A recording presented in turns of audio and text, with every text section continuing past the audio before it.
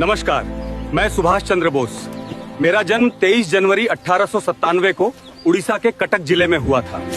1921 में मैंने भारतीय सिविल सेवा को छोड़कर स्वतंत्रता संग्राम में भाग लिया और कांग्रेस में शामिल होकर अपनी पूरी ताकत भारत की आजादी के लिए समर्पित कर दिया। 1938 और 1939 में मुझे कांग्रेस का अध्यक्ष चुना गया, लेकिन गांधी के विचारों से असहमत होकर मैंने इस्तीफा दे दिया। मैं उनकी अहिंसात्मक नीतियों से सहमत नहीं था।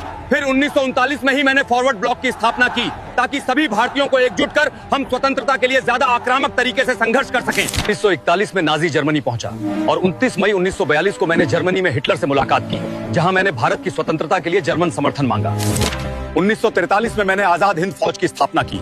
यह सेना जापान के सहयोग से बनाई गई थी और इसका उद्देश्य भारत को अंग्रेजों से मुक्ति दिलाना था। 1943 में ही सिंगापुर में मैंने एक अस्थायी सरकार स्थापित कर ब्रिटेन अमेरिका के खिलाफ युद्ध की घोषणा की और अंडमान निकोबार द्वीप समूह को भारतीय क्षेत्र घोषित किया। 4 जुलाई 1944 को बर्मा में मैंने आजाद हिंद फौज के सैनिकों से कहा, तुम मुझे खून दो, मैं तुम्हें आजादी दूंगा। 1945 में जब अमेरिका को लगा कि वो जापान से नहीं जीत सकता, तो उसने परमाणु बम से जापान को समर्पण करने पर मजबूर किया, जिससे आजाद हिंद फौज के प्रयासों का भी अंत हो गया।